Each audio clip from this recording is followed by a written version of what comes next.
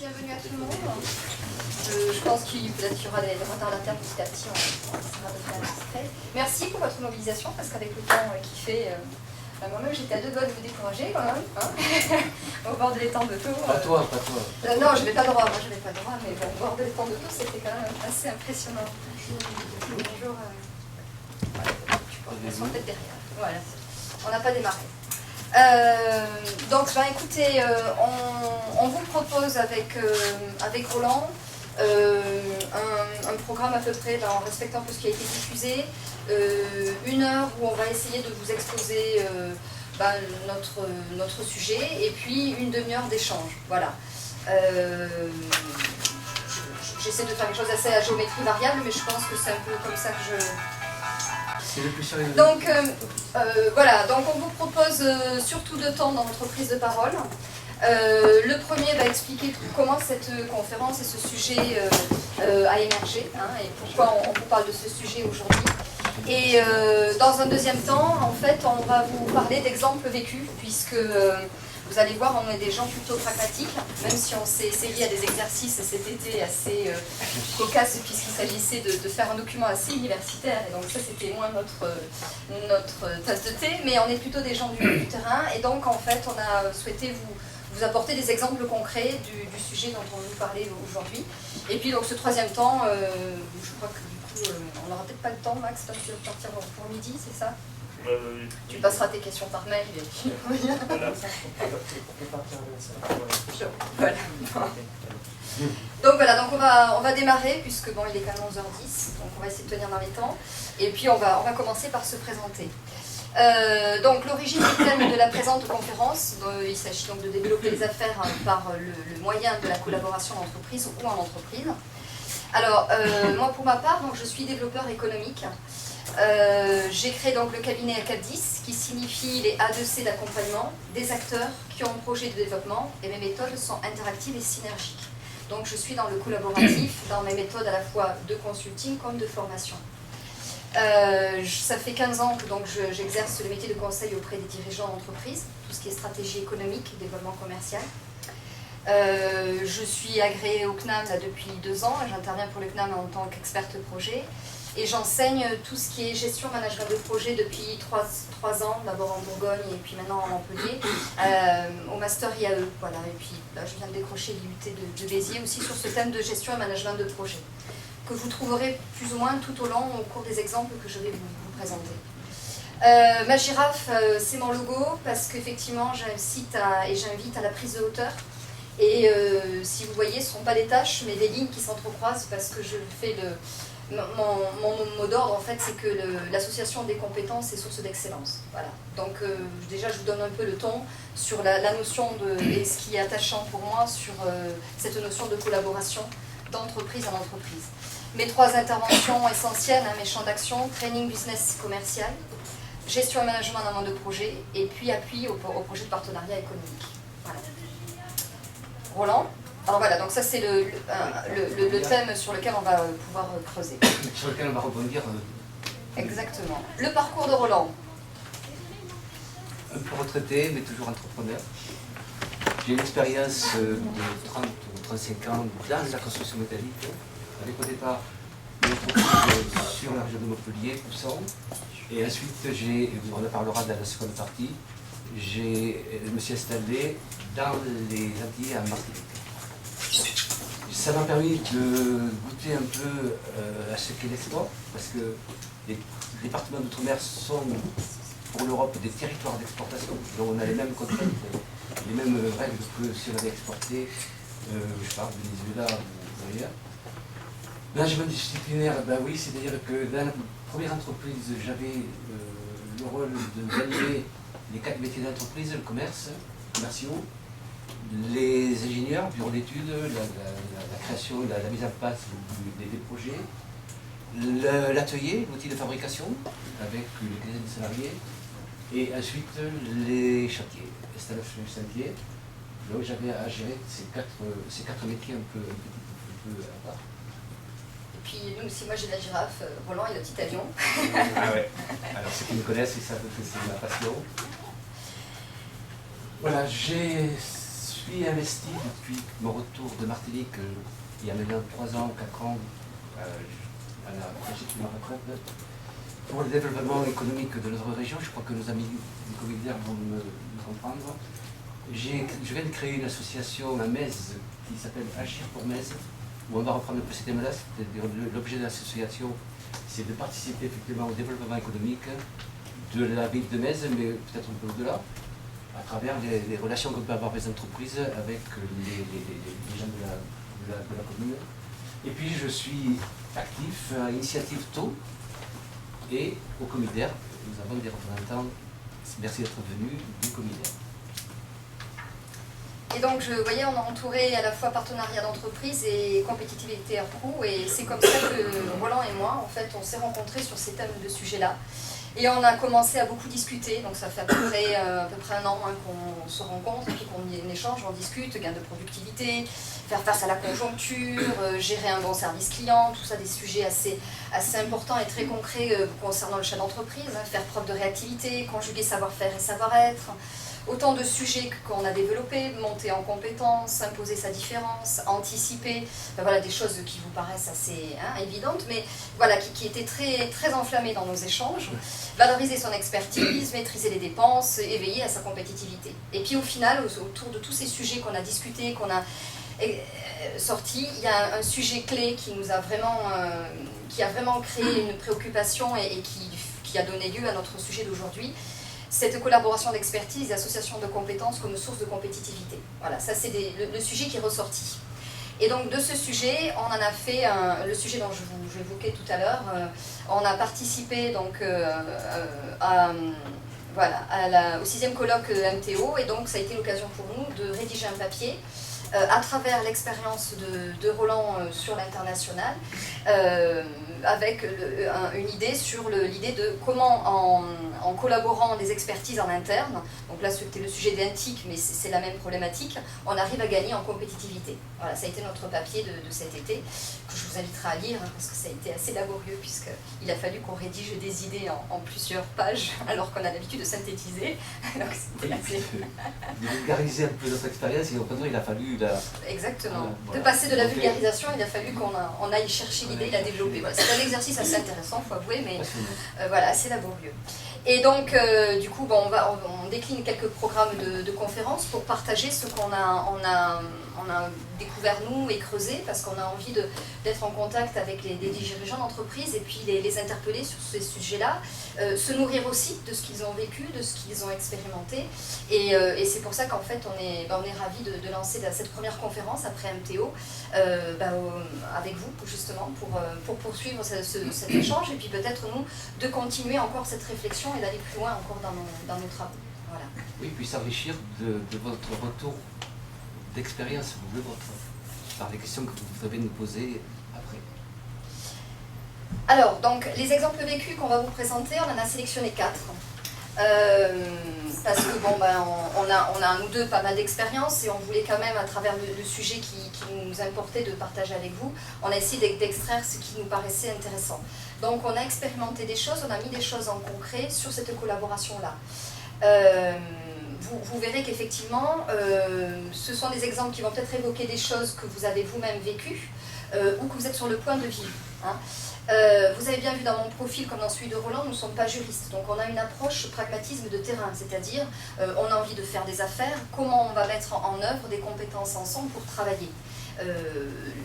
La marche vers un juriste est après, hein, d'accord. Donc si vous me posez à la fin des questions à Roland ou à moi sur les statuts, etc., on ne sera pas du tout dans notre cœur de sujet. Hein. Ce sera comment, à un moment donné, on arrive à travailler ensemble concrètement, qu'est-ce qui fait que ça marche ou ça ne marche pas, voilà, hein, et qu'est-ce qu'on peut tenter. Voilà, ça, je pense que déjà pour poser le cadre. Alors, le premier exemple, voilà les 4 exemples qu'on voulait vous présenter. ABCD. Le premier, c'est un cas d'entrepreneur associé dans une coopérative que j'ai accompagné et à travailler ensemble pour pouvoir développer leur chiffre d'activité. Le deuxième exemple, c'est des projets sur des territoires où il y a une multiplicité d'acteurs, entre des institutionnels, des politiques, etc. Et comment, à un moment donné, ils arrivent à mettre en place un projet qui crée un impact économique et une dynamique économique sur le territoire. donc ça, on pourra creuser. Les TPE et PME partenaires pour consolider une offre concurrentielle. Et là, du coup, je te laisserai peut-être prendre plus la parole sur cet exemple-là. Et un autre exemple sur des métiers et des services dans une même entreprise, où justement des services des fois qui n'ont pas l'habitude de travailler ensemble et qui se retrouvent à travailler ensemble, et on voit effectivement l'impact derrière économique et de développement qui se met en place. Voilà. Alors, pour le premier exemple, en fait, dans une coopérative dans laquelle j'exerçais du développement économique, j'accompagnais des acteurs, j'avais plusieurs entrepreneurs qui étaient sur le bâtiment. Et chacun avait des affaires auprès des particuliers, donc il fallait effectivement que chacun développe une activité de son côté. Donc il y avait un déploiement commercial en même temps que leur chantier. Et tout seul ne pouvait pas se positionner sur les appels d'offres. Et en fait, on a mis en place pendant 2 ans, ça a duré pendant 2 ans, pour décrocher des marchés plus importants et stratégiquement, économiquement, pour que chacun, individuellement, ait aussi un apport supplémentaire de ressources économiques, plus sûr, on va dire, du type, bon, une fois qu'on décroche un fonds public, enfin un marché public, on a quelque chose à plus long terme, hein, on a une sécurité financière qui tombe, donc on diversifie son marché et on n'est pas que sur du particulier. Donc l'idée c'était ça, sauf qu'ils étaient chacun dans leur coin, donc il y avait peintres, plaquistes, je les ai mis, hein, voilà, il y avait menuisiers poseurs, plombiers, etc. Et en fait pendant 2 ans, presque 3, on a travaillé ensemble à apprendre à travailler ensemble, ne serait-ce que dans la formulation d'un projet qu'on pourrait faire en commun. Il va y avoir du mal à s'asseoir. Tenez, je vous laisse une chaise. Puis merci. Et l'idée, c'était qu'en fait, pendant 2-3 ans, ces gens qui ont l'habitude de travailler ensemble avec leur expertise, seuls sur des chantiers assez autonomes, ont commencé à comprendre en répondant concrètement sur des appels d'offres. Hein. Et donc on se voyait régulièrement, dès lors qu'il y avait un appel d'offres pertinent, pour commencer à voir de quelle manière, sur un chantier, on pouvait travailler ensemble, de quelle manière on pouvait répondre à une offre spécifique. Et en fait, petit à petit, ces corps de métiers assez différents, avec des têtes dures, et puis ont émergé petit à petit un leader. Au fur et à mesure, donc, on s'est ramassé sur les premières réponses appels d'offres, hein, parce que on ne maîtrisait pas la technique, puis il n'y avait pas forcément une entente, on ne comprenait pas comment il fallait rédiger, etc. Et peu à peu, au bout de 2 ans, il y a un leader qui semblait apparaître et qui arrivait un peu à éclairer et à donner un peu une ligne conductrice sur les réponses. Et ce qui est ressorti, c'est qu'en fait, au final, ils ont fini par créer cet aspect collaboratif et cohérent, à apprendre à se connaître et à travailler ensemble. Et ils ont fini par créer, donc moi j'en suis partie, on a préfiguré en fait la coopérative, ils ont créé une coopérative bâtiment qui leur permet aujourd'hui, hein, ils sont dans le Doubs, mais j'ai pu voir avec eux récemment, et ils réalisent un chiffre d'affaires suffisant qui, une fois individuellement, leur permet d'avoir un équilibre économique, à la fois sur leur particulier dont ils ont toujours, hein, ce réassort de clients particuliers, et à la fois sur du public qui leur permet d'avoir une garantie de financement public. Donc les quelques-uns que j'ai pu voir individuellement sont plutôt satisfaits de ce côté collaboratif. Ils y trouvent aussi le fait d'avoir une décharge commerciale, parce que quelque part, il y a ce souffle un peu collectif hein, qui fait qu'on se repose un peu là-dessus. Les forums aussi, ou les salons, ils font un tour de rôle, et il y a une sensation de se sentir moins seul dans le développement économique de leur activité. Voilà. Donc j'ai pris vraiment l'exemple du bâtiment, parce que c'est souvent des gens qui sont assez indépendants dans leur approche. Hein, et finalement, mais il faut du temps. Hein, en tout cas, ce que je répéterai assez souvent dans les exemples, hein, c'est que la collaboration, elle ne se décrète pas, elle se construit, elle se fait avec du temps. Et il faut apprendre à se connaître. Et du coup, Roland pourra aussi en rajouter. On va rebondir dessus. Tout à fait. Mais... Enlever les freins aller vers la commande publique, c'est pas facile. C'est vrai qu'il y a une idée reçue, c'est très compliqué, on ne sera pas payé, etc. Je pense que là-dessus, tu as dû faire un gros travail de sécuriser les gens, les accompagner. La vulgarisation et de comprendre ce qu'attendait le client, etc. Enfin, en tout cas, il a fallu qu'on construise une offre commune et partagée, et ça s'est fait avec le temps. Voilà. Ça se décrète pas, ça se construit, et ça se discipline aussi. Hein, voilà. avec des choses concrètes, hein, ça c'est pas décrété en disant on fait une offre, mais il y avait une annonce, il fallait y répondre. Voilà, donc il y avait quand même un enjeu derrière de pouvoir décrocher, sinon on ne mobilise pas. Hein.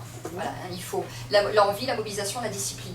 Hein. Et puis une animation. Hein. Moi, avant que le leader émerge, il a fallu quand même que l'on crée, hein, il faut quand même quelqu'un qui guide un peu l'émulsion au départ. Hein. En termes de deuxième exemple, on en a plusieurs, et dans la salle, notamment avec le cabinet Ticalia, pour ce que je connais, il y a beaucoup de projets aussi qui émergent de collaboration et qui a intérêt à émerger la collaboration pour leur réussite et leur pérennisation, et voire même leur viabilité. On a quelques exemples comme ça, donc pour associer les forces vives du territoire et co-concevoir une dynamique économique. Quand on veut avoir un impact économique sur un territoire, il ne s'agit pas de décréter et de dire voilà, on va prendre des fonds, on fait un appel d'offres, etc. On s'aperçoit souvent que des projets beaucoup plus modestes, mais qui mobilisent les acteurs qui connaissent le territoire depuis leur point de vue, c'est-à-dire qu'un élu connaît son territoire d'un certain point de vue, un artisan d'un point de vue, une association, là j'ai plus de chaise, je vais chercher une chaise. D'un point de vue, et en fait on se rend compte que pour créer un projet solide et pérenne, il faut tenir compte de tous ces acteurs économiques qui sont vraiment dynamiques sur le territoire et qui sont très présents et qu'il ne faut en négliger aucun. Et c'est ce qui permet ensuite qu'un projet qui émerge de cette collaboration comment dire, l'émergence de ces participants, on se retrouve avec un projet qui s'ancre véritablement dans le territoire. Donc, le travail en tout cas, des quelques fois où j'ai eu l'occasion de travailler là-dessus, je vais les mettre d'ailleurs les exemples. Hein. Voilà, dernièrement, là, je suis en train de clôturer une mission sur la vallée d'Aisne, par exemple, mais il y a eu l'écopole de Bonzé, hein, dans la Meuse, ou la maison du vélo de Caen. L'idée, c'est effectivement d'accompagner toujours, et encore une fois, la collaboration, elle ne se décrète pas. Il faut que les acteurs, et il faut que des commerçants, donc plus on en rajoute, plus c'est complexe, parce que chacun vient avec ses intérêts, avec les complexités de son métier, etc., les réticences, et c'est un cheminement qu'il faut faire ensemble. Donc plus en étant un territoire, plus c'est complexe, plus on élargit pour être sûr qu'effectivement le projet sera concret, plus c'est difficile. Et effectivement, c'est un travail de longue haleine. Alors quand je mets recherche collective d'idées de développement, c'est que sur ma méthode de gestion et management de projet, il a fallu construire petit à petit une émergence d'idées. Et donc d'accompagner ces acteurs ensemble et de partager. Hein, la collaboration ne se décrète pas, elle se partage et elle se vit. Donc il faut que les premières idées puissent être créées de par les acteurs et en présence. Hein. Ça ne marchera pas si quelqu'un arrive avec une idée et que les autres essaient de se l'approprier. Il faut effectivement que cette idée, elle émerge d'un ensemble d'acteurs et que petit à petit, on fasse tout un processus et un parcours de structuration de projet, mais ensemble. Voilà. Et pour des projets aussi complexes que cela, on s'aperçoit qu'on arrive à faire émerger des projets qui ont une viabilité plus réelle, puisqu'on s'est retrouvé avec les experts autour de ce projet-là. C'est vrai que c'est rare hein, d'arriver à ce genre de situation-là, parce qu'il faut vraiment un contexte politique hein, sur ce genre de projet, mais on y arrive et on arrive à créer... tu veux parler des exemples sur la maison de la vallée, par exemple. Par exemple, quelque chose de concret ouais, c'est ça. Par exemple, dans le cas de la... Oui, dans le cas de l'exemple de la maison de la vallée, on se retrouve avec un site qui a été créé politiquement. Un site qui vivote, qui existe parce qu'il est déjà ensemble sur cette émergence d'idées. Qu'est-ce qu'on peut faire sur ce site-là pour qu'on en ait un impact? Et chacun d'exprimer de ce qu'il souhaiterait, de ce qu'il voudrait. Ben moi, je voudrais plus de flux touristiques. Moi, je voudrais qu'on diffuse plus mes ventes. Je voudrais que et donc chacun est allé de sa volonté au départ. Donc ça a été l'émergence des idées. On les a essayé de les classer, d'essayer de sélectionner ensemble. Comme il y avait des financeurs autour de la table aussi, essayer de dire ben voilà, il y a des projets, des idées qui ont émergé mais qui ne pourront pas être mises en place aujourd'hui parce que c'est trop coûteux, mais ça peut être programmé plus tard. Et petit à petit, sur les mois qui ont avancé, là ça va faire 1 an qu'on y travaille dessus, on a réussi à définir ce que la maison de la vallée pourrait apporter à chacun, avec un plan d'action et une feuille de route bien précise. Et en fait, c'est une auto, c'est ce que je dis, l'intérêt dans ce genre de projet, qu'on pourrait rapprocher au monde de l'entreprise aussi, mais ça pourrait l'être, puisqu'il y a beaucoup d'entreprises qui font part de ces projets-là, c'est que du coup, chacun s'auto-prescrit. C'est un système de communication et de réseau de diffusion, puisque tout le monde y participe, c'est le bébé de tout le monde, donc forcément, ce projet est vécu et porté. Et donc, chacun va y apporter ses produits pour une expo, pour une vitrine, déposer son programme de communication, etc. Et on voit en fait qu'après 10 ans que ça vivote, on est en train de voir que tout se saisit et qu'effectivement, derrière, on se retrouve avec quelqu'un qui est payé à juste titre et qui renvoie des touristes et qui crée des projets et il y a des impacts économiques sur les producteurs parce qu'ils arrivent à vendre leurs produits, parce qu'ils ont beaucoup plus de flux touristiques. Voilà. Donc on se retrouve avec une collaboration concrètement, avec un impact concret sur le territoire. Tu vois autre chose là sur ce point-là?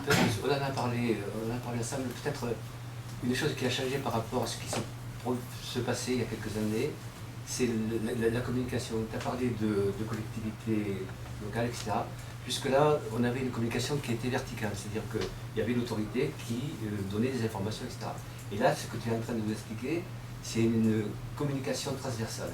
C'est-à-dire que c'est parce que les gens ont pu se parler entre eux, de tout niveau, c'est-à-dire transversal, on est parti des gens sur le terrain, des collectivités locales. Je crois que c'est important et je crois que c'est la clé un peu de ce qu'on est en train de vous présenter aujourd'hui.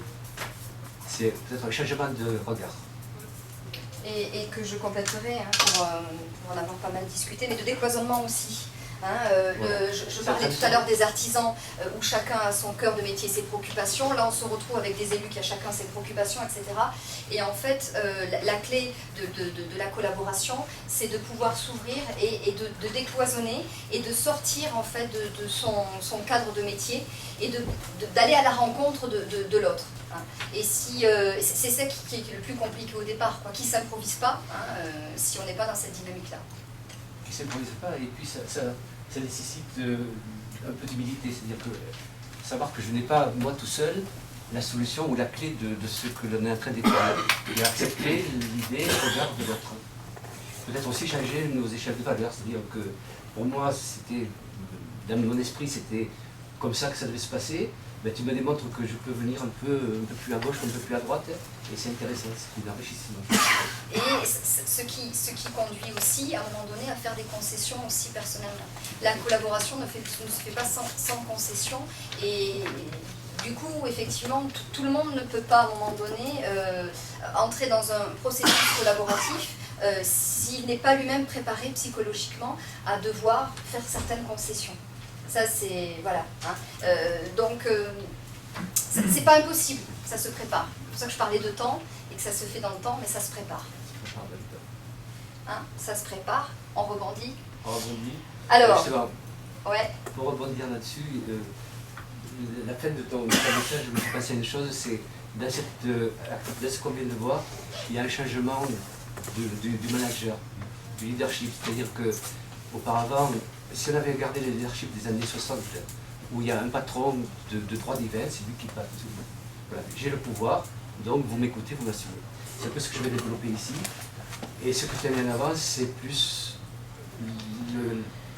la personne qui a émergé du premier contact. Il a eu l'autorité, il a eu le pouvoir parce qu'il avait l'autorité, c'est-à-dire qu'il était reconnu, compétent dans son domaine. Et c'est là qu'il pouvait diriger en respectant les autres. Ça demande beaucoup d'humilité. Alors du coup, pour expliquer ce que tu es en train de dire, c'est le premier schéma là. Donc là, c'est le schéma de la première entreprise de Roland. Voilà. Où donc les carrés ici sont des carrés gris qui sont des entreprises. D'accord? Donc là, vous voyez que dans le schéma d'à côté, il y a aussi des entreprises. Et les carrés blancs sont des thèmes d'activité, des antennes d'activité. Vous voyez que là, c'est les Antilles et la métropole, et que la première entreprise de Roland s'appelait CECI. Il y avait une entreprise avec 4 métiers. Et vous voyez comment les métiers étaient répartis. Donc c'était assez, on va dire, dispatché. Tu peux du coup expliquer ton mode Oui, de c'est bien, management? je trouve que tu expliques beaucoup mieux que moi. En tout cas... Ça veut dire qu'on a bien échangé quand même. Alors, oui, en fait, bah, c'est ce qu'on a dit au début de notre rencontre. En fait, c'est de 4 métiers.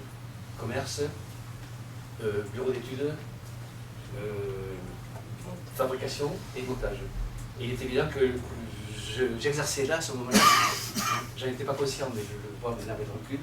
Je dirigeais cette entreprise avec le pouvoir, c'est-à-dire j'étais le patron, donc on fait comme ça.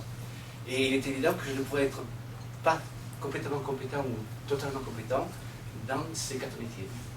Donc j'ai délégué, j'avais des cadres qui étaient responsables, qui travaillaient très bien, qui j'avais totale confiance, sauf que maintenant avec le retour, je me rends compte que cette délégation que j'aurais accordée, elle était un peu altérée par le fait que, comme j'exerçais le pouvoir, je crois qu'il me restituait que ce qu'il pensait que j'étais capable d'entendre, et pas forcément la vérité.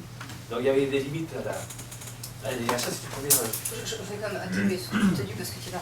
Il faut dire quand même que les moyens de communication à l'époque n'étaient pas aussi souples. Hein. Donc il y avait beaucoup, c'était plus en quelques minutes que se passaient les communications comme elles se passaient à cette époque-là. Là, c'était le temps de la poste, le temps des courriers, le temps de... Voilà, c'était le début de la télécopie. Donc imaginez les transitions. Donc en fait, pour gagner du temps, c'est pour ça que je vais quand même édulcorer un petit peu, hein, mais notre manager avait besoin de tout maîtriser ici. Donc effectivement, tout passait par toi. Tout transité par toi, on va dire pour des raisons de communication. Je ne sais pas si tu réagirais de la même manière, mais en tout cas, pour pouvoir gagner en efficacité, en réactivité commercialement. La difficulté là, en tout cas, c'est que du coup, tu crées une relation de dépendance un petit peu et de non-initiative. Et donc tous ces 4 métiers sur lesquels il fallait être au point technologiquement, hein, avec les équipements dernier cri, avec une veille technologique dernier cri, etc., bah, finalement c'est toi qui devais la contrôler seul, qui devais veiller à tout ça seul. Donc vous voyez, l'activité principale de l'entreprise était basée sur les dom-toms, Martinique, Guadeloupe, Guyane. J'avais laissé tomber la Réunion parce que c'est quand même le grand écart. Quand je faisais des voyages de la Réunion à Martinique, c'était un peu lourd. Et donc moi je faisais des allers-retours, puisque quand même la source de financement, la source de l'émotion de motion de la Terre était de l'autre côté de l'océan. Et moi je n'arrêtais pas de faire des allers-retours.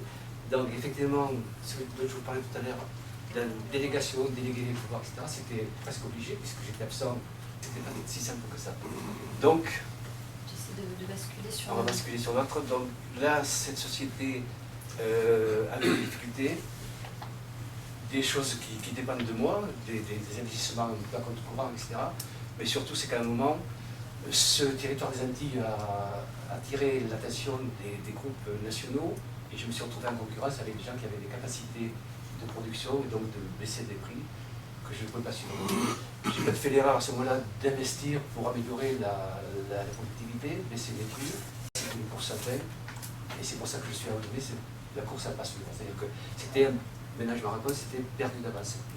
Parce que j'ai investi des commandes numériques pour tracer, pour faire mes trucs. Dans le bureau d'études, j'avais des logiciels plus performants, mais les concurrents qui avaient des moyens financiers beaucoup plus importants étaient toujours un pas en avant. Donc c'était la course sans fin. Donc là, il y a eu un petit souci, il y a eu un dépôt de bilan.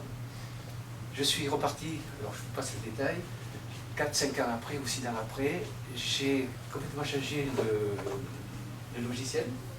Et une première chose très importante qui m'a fait redémarrer, après quand j'ai repris confiance en moi, parce qu'il y a eu quand même une période assez difficile, ce qui m'a permis de redémarrer, c'est que j'avais 58 ans, et il ne me restait plus grand-chose pour assurer mes vélos. Donc j'ai donné à cette entreprise une mission de remplir mes objectifs personnels. Et vous voyez, le changement est important. C'était dans celle-ci, cette entreprise, c'était moi qui étais à son service. C'était moi qui courais après les clients, qui courais après, etc. Là, c'était un peu différent. C'était l'entreprise qui devait satisfaire mes besoins, mes objectifs. Et ces objectifs-là, ils ont été précis, ils ont été chiffrés, ils ont été évalués et surtout dispatchés dans le temps. C'est-à-dire que j'avais des repères année par année pour voir où j'en étais. Et c'est là que j'ai complètement modifié le management. Et là, j'étais dans une situation de pouvoir et là, il y a des gens de métropole qui m'ont suivi. Alors moi, je suis parti à à Martinique, et des gens de métropole qui m'ont suivi. On a créé non pas des sous-traitants, mais des partenaires. J'ai créé la société ACMS Caraïbes, qui s'occupait de l'activité qui s'occupait commerciale. de l'activité commerciale et qui supervisait l'ensemble des opérations. Et je m'adressais à des partenaires à métropole, bureau d'études à Béziers, et l'outil de production à Grenoble. Et ces gens-là étaient, donc c'était des patrons. Moi j'avais contact avec ces gens-là, pas contact avec leurs salariés. Donc c'est eux qui maîtrisaient la masse salariale et qui maîtrisaient surtout la veille technologique. C'est-à-dire qu'ils étaient, eux, libres chacun dans leur métier, ce que moi, là, j'avais du mal à faire. Précédemment, je ne pouvais pas, je vous l'expliquer, être compétent dans tous les domaines. Oui, Est-ce que je peux compléter? Pardon. je Ouais. pose une question, une remarque. Sur le schéma qui était à droite, Oui. au moment où la concurrence est arrivée sur le marché, au lieu de te bagarrer avec la concurrence, est-ce que tu as envisagé un moment une collaboration ou une vente de ton activité ou un partenariat avec, de façon à justement éviter de garder plus? Ouais, alors justement, c'est là qu'on s'aperçoit, qu'une entreprise, une fois qu'elle est lancée, c'est comme le TGV, il faut faire des grands virages. On ne peut pas faire des virages angle droit. Et à un moment, effectivement, j'ai eu ce réflexe-là. J'avais fait le bilan pour alléger les charges, pour alléger la masse salariale. C'était avec des francs à l'époque, j'avais plus d'1 million de francs pour diminuer la masse. J'avais 32 salariés, c'était impossible, il y avait des gens qui étaient là depuis 20 ans. Donc oui, j'y ai passé, mais à un moment, on n'a pas les leviers, on n'a pas les pouvoirs. Finalement, tu l'as fait 7 ans après. Alors je l'ai fait 7 ans après, mais ça a été quand même un peu douloureux, parce qu'au passage, il y a eu un dépôt de bilan. 7 ans après, donc changement de. Moi, j'ai changé d'attitude vis-à-vis de cette société. C'est elle qui était à mon service, c'est pas l'inverse. Je me suis appuyé sur des gens compétents. Alors ces gens-là me connaissaient de la première société. Si vous voulez, quelque part, j'étais un peu sécurisé, ils me connaissaient. Donc malgré le dépôt de bilan, malgré les drames qu'entraîne une faillite, ces gens-là m'ont suivi. Donc il y avait ce que je parlais tout à l'heure d'autorité. Je pense qu'ils avaient reconnu la compétence de mon autorité et j'avais aucun souci de le management. Et puis on était à égalité, c'est-à-dire qu'ils avaient leur compétence dans leur domaine et ils maîtrisaient parfaitement. Et ça, c'est les trois métiers, montage, production du bureau d'études et moi. Sur place, j'étais en contact direct avec les clients ou les futurs clients.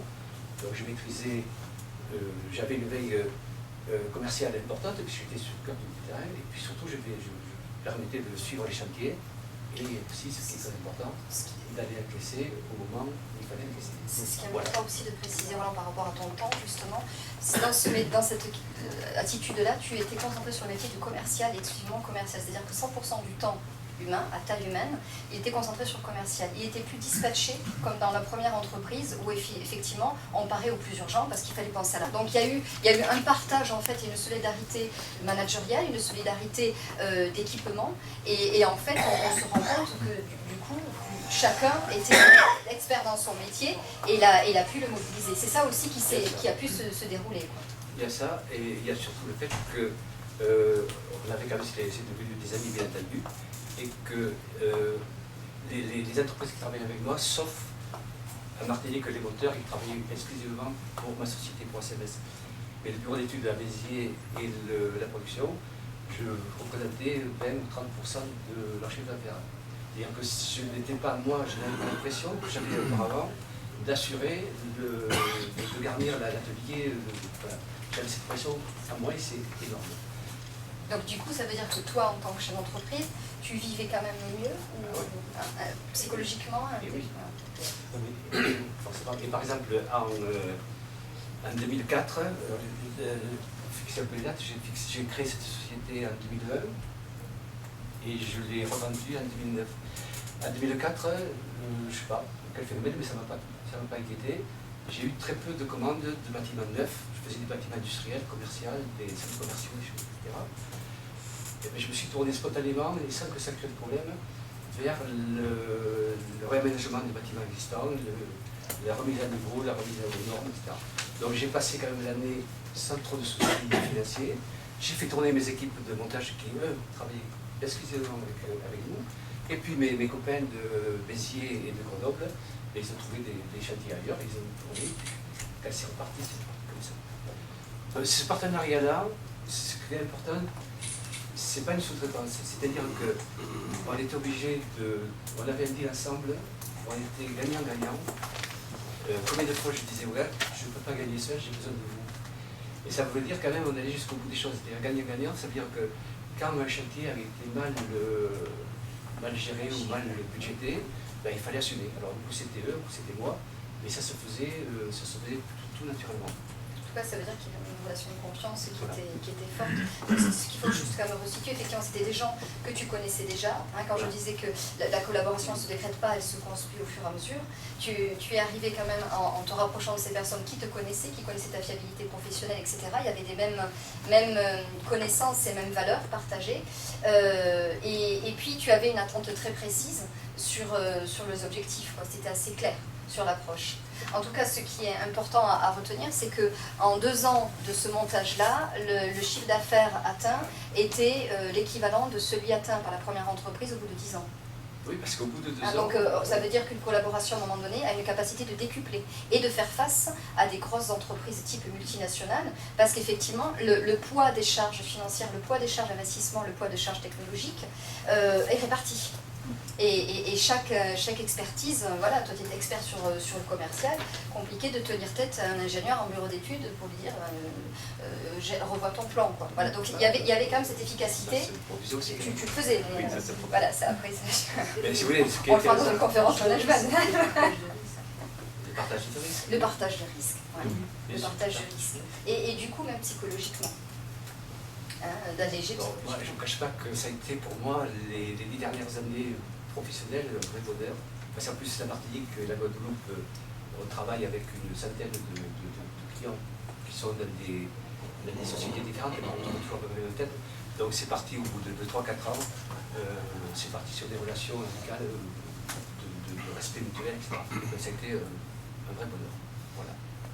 Et c'est très important, la différence, j'insiste, il y a 2 points sur lesquels je voudrais insister. C'était pas de la sous-traitance, c'était vraiment du partenariat, c'est-à-dire un respect mutuel. Je ne peux pas gagner seul, je ne peux pas gagner seul.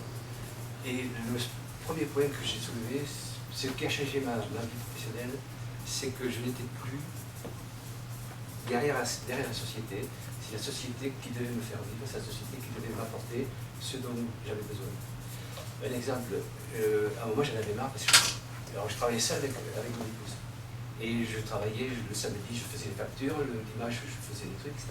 À un moment j'ai commencé à gagner de l'argent, j'ai dit bon, il y avait une secrétaire chez un architecte qui quittait, je l'ai embauché, mais vraiment.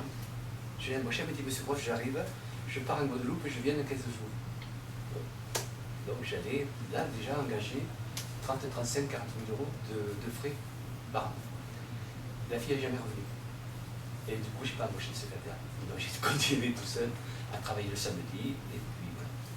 Et en 2009, alors que c'était une société, elle faisait 8 à 10 millions de chiffre d'affaires par an. C'est une société où j'étais seul, il n'y avait pas de salariés. J'ai réussi à la vendre à un groupe national qui voulait s'installer à Martinique. Voilà. Et tu as assuré ta retraite. J'ai assuré ma retraite.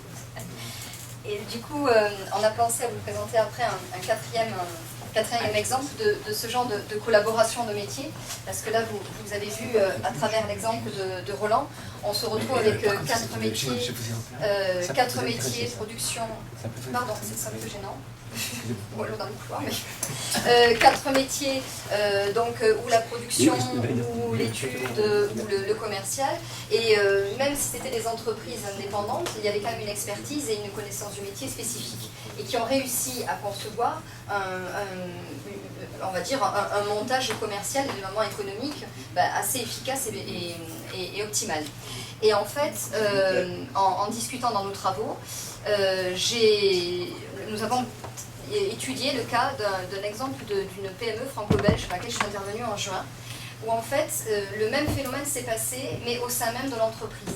C'est-à-dire que j'ai eu une commande où cette entreprise-là avait donc un site espacé de 600 km avec, je ne sais pas si vous avez déjà eu l'occasion de travailler avec des Néerlandais, mais moi j'ai pu travailler et j'ai pu voir, avec donc, les équipes partagées entre la Belgique et la France, certes francophone, mais aussi une partie de néerlandais, hein, donc une langue qui les sépare.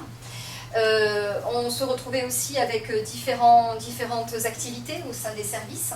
Il y avait 5 ou 6 services, les achats, le marketing, donc on retrouve un peu ces configurations avec des cloisonnements de métiers, hein, donc cloisonnement culturel, cloisonnement de métier.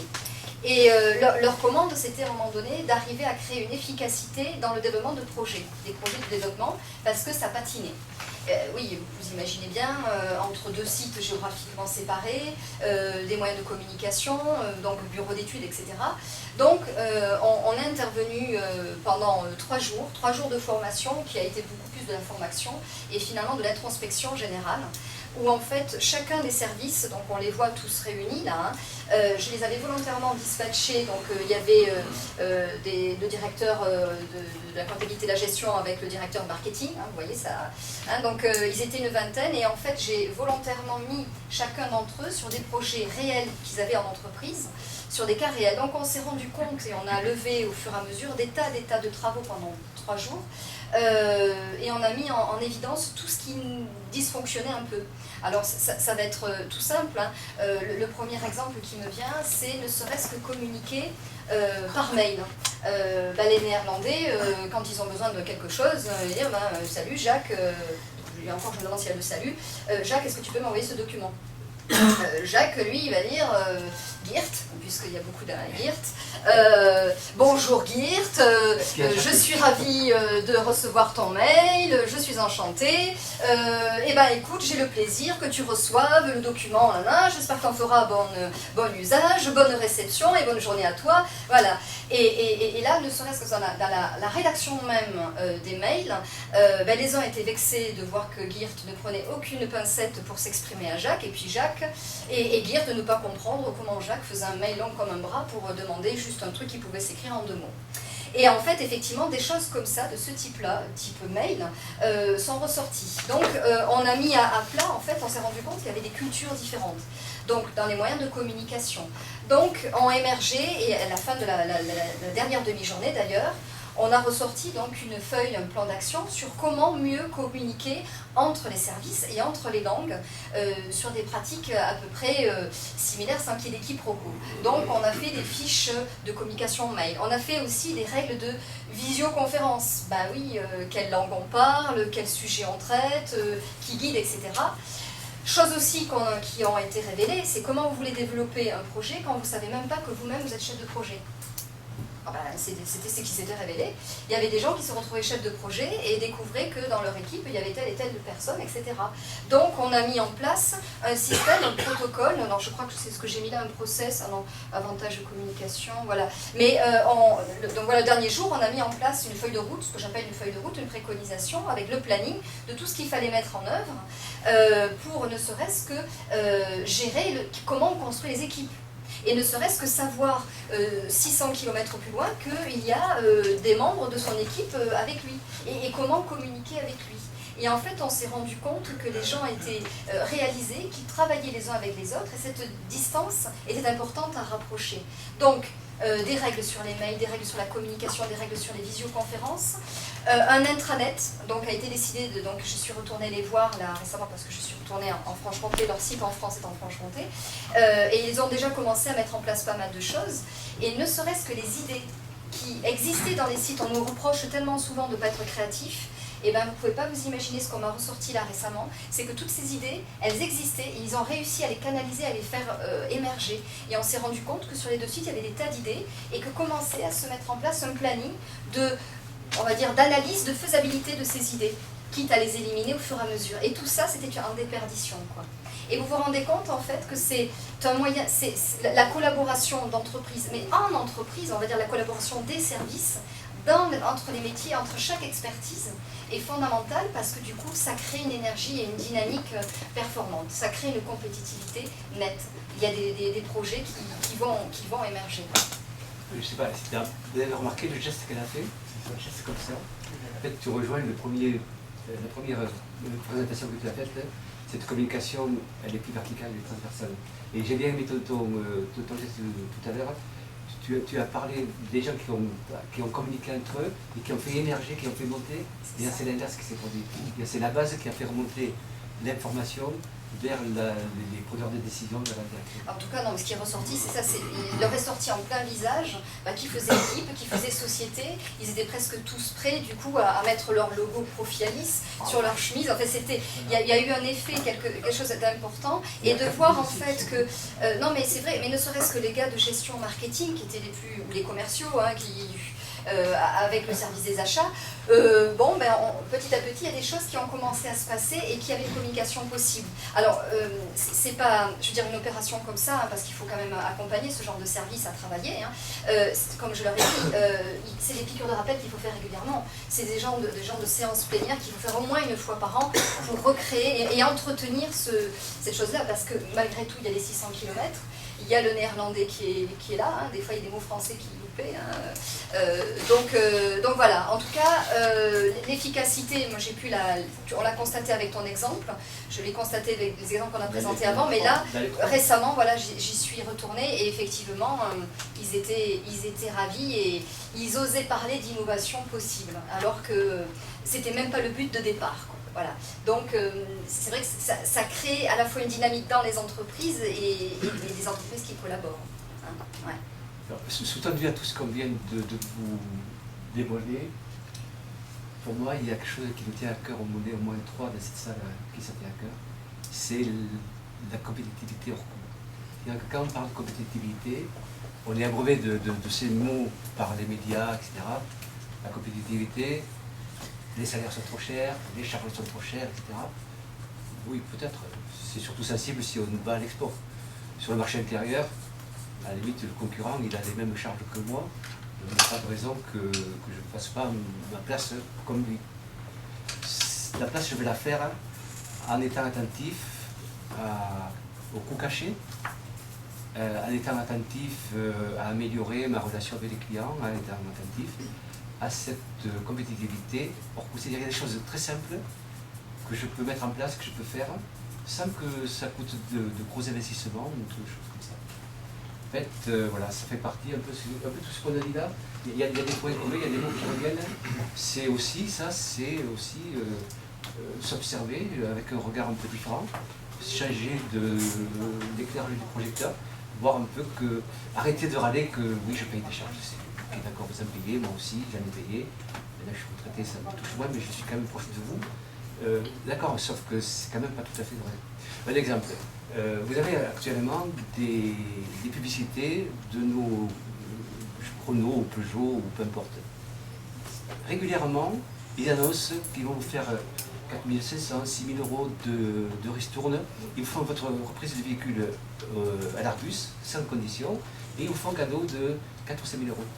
Vous savez que la masse salariale, c'est-à-dire salaire et charges comprises, pour assembler une voiture, parce qu'ils ne font pas autre chose que d'assembler, c'est 2 500 euros.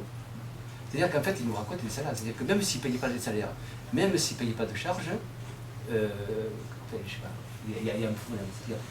La voiture coûte 1 500 euros de masse salariale et ils nous font un cadeau de 4 500 euros. Vous imaginez si Audi faisait ça, il remplirait la commande pour les 10 ans à venir. En tout cas, pour ce qui, c'est rebondir sur ce que tu dis, c'est qu'à un moment donné, ce contexte économique aujourd'hui qui incite tout le monde, puisque tout le monde regarde un peu ses sous et que le premier réflexe quand on est client, c'est de dire c'est trop cher, on a un réflexe en tant que vendeur de réfléchir un peu à son prix. Et en fait, à travers la collaboration d'entreprises, de savoir-faire, d'expertise, on s'aperçoit qu'on peut valoriser, quand on vend un produit, on vend une prestation, donc il faut se concentrer sur ce qu'on peut valoriser. Et effectivement, à travers les exemples des voitures, mais comment on se positionne sur le marché, on va plutôt valoriser la qualité, la prestation, ce qu'on met dedans et comment on le déploie, que d'essayer de réduire le prix, parce que de toute façon, tu l'as bien vécu malheureusement, la course au prix a ses limites, un prix ça doit couvrir ses charges et qu'à un moment donné, en dessous d'un certain prix, on ne peut plus descendre. Et que, voilà. Et donc, du coup, cette compétitivité hors coût dont parle Roland, nous, on l'a retrouvée à travers l'efficacité et l'énergie décuplée par le fait de collaborer des expertises et garantir une qualité de prestation, parce que dans le cas de ACMS Caraïbes, pour le coup, tu as su associer, et dans la PME de franco-belge, ils ont su associer les expertises. Donc quand on associe les expertises, on a un produit et une prestation de qualité. Et il est là l'argument, et il est là comment on peut arriver à trouver une efficacité. Donc on vous a présenté quatre exemples. Je pense qu'on en a fait les sélections, on ne pouvait pas vous en parler beaucoup plus parce que sinon on passait trop vite sur certains exemples. On n'a pas la prétention de tout connaître justement, peut-être que vous, parmi vous dans la salle, il y a des exemples de collaboration, réussis ou non, hein, ou des exemples qui pourraient conforter ou pas ce qu'on évoque là. Bon, si vous êtes venus, c'est qu'effectivement le sujet vous intéressait, mais on associait du coup stratégie collaborative à gain de compétitivité, quoi. Voilà. Donc je crois d'ailleurs ce que j'ai mis, voilà, est-ce que pour vous l'association de compétences est un gage de compétitivité? Voilà, c'est un petit peu comme ça qu'on aurait voulu échanger avec vous si au demeurant il n'y avait pas d'autres questions. Allez, c'est à vous. Oui. Oui. Oui. Madame, monsieur. C'est le coin des questions. Voilà, c'est ça, exactement. Les bavards. Merci. Donc moi, j'ai un exemple de collaboration entre différents métiers d'une entreprise. Je travaillais chez un éditeur de logiciels qui éditait un logiciel de gestion des achats pour les entreprises, donc une petite PME, une belle PME de 80 à 100 personnes. Et cette PME était dotée d'un service R&D, donc qui faisait de la veille technologique et qui développait l'outil. Un beau service R&D par rapport à la structure de l'entreprise. Et un jour, les dirigeants se sont dit c'est dommage de ne pas profiter de l'innovation dans le reste de l'entreprise. Il y a quand même 100 personnes dans cette société, il y a peut-être des gens qui ont des idées. Et ils ont institué les 48 heures de l'innovation. Donc ils ont dit pendant 48 heures, vous ne faites plus votre métier, vous vous mettez... Pardon, sur l'ensemble de l'entreprise? Sur l'ensemble de l'entreprise. Ah oui, vous ne faites plus votre travail. Bon, vous répondez au téléphone si les clients appellent, mais ça s'arrête là. Et vous vous mettez par groupe de 2 ou 3 personnes et vous proposez une innovation sur le logiciel qu'on commercialise. Et puis ensuite, on va déterminer avec un jury quelles sont les innovations intéressantes. Et les personnes qui auront travaillé dessus devront développer ces innovations à l'aide de développeurs de la société. Et donc, moi, en l'occurrence, j'étais juriste de l'entreprise, j'y ai participé. On a développé une Contratech pour l'outil. Il y a plein de gens qui ont développé plein de choses, une application mobile, enfin voilà, des choses intéressantes. Et le patron a recommencé l'année suivante en disant que ça a été un enrichissement incroyable. Et on a beaucoup plus développé le logiciel en 48 heures qu'on l'avait fait en 2 ou 3 années de Et pas uniquement que sur R&D. Finalement, tout le monde y était. Exactement, il y avait des chefs de projet, des juristes, des RH. Est-ce que vous l'avez vécu comme moi, vu de l'extérieur dans cette PME, là, je comprenais parce que je prends l'exemple, de cet effet implication dans l'entreprise, faire partie de, faire société? Ah, complètement, complètement. Et c'est vrai que ça valorise, ça donne du sens. Oui, et c'est vrai que moi j'avais travaillé du coup avec un développeur parce que j'étais pas capable de développer quoi que ce soit. Mais quand on a commercialisé pour la première fois le module Contratech, j'étais très très fière d'avoir participé à ça. Enfin voilà, on se sent vraiment impliqué dans le développement du produit. Donc c'était vraiment super, ça fonctionne très très bien. C'est super. Il y avait monsieur et puis monsieur. Non, je t'en prie. C'est plus facile d'intervenir en troisième position. Alors, je vais assumer la deuxième question. Depuis le 14 février, mais notamment avec Hakim et puis une autre personne qui est là, donc nous sommes 3 dans la salle, si on peut se représenter un projet qui a mûri à partir du 14 février 2014, donc c'est très récent, avec une toute petite structure basée sur le bénévolat de 3 hommes et l'idée de 3 hommes. Ça a été de réunir aujourd'hui, on va dire, même 18 personnes dans des compétences différentes. Alors parfois les domaines se recoupent un peu, mais on a tous les mêmes valeurs, c'est-à-dire essayer de permettre aux PME et TPE de notre région de se développer au mieux, avec les conditions de concurrence qui existent, on ne met pas en cause tout ça. On se dit, mais comment on pourrait, grâce à la formation, grâce à l'information aussi, permettre aux chefs d'entreprise qui sont tout seuls et avec le poids de toutes les responsabilités de l'entreprise sur eux, comment on pourrait essayer de les aider pour améliorer leur compétitivité et leur rentabilité. Alors, le principe, il est très simple. C'est une structure qui ne coûte rien. Il y a un siège social, enfin, c'est un de nous qui accueille les 3 personnes du conseil d'administration, on va dire, dans ce local.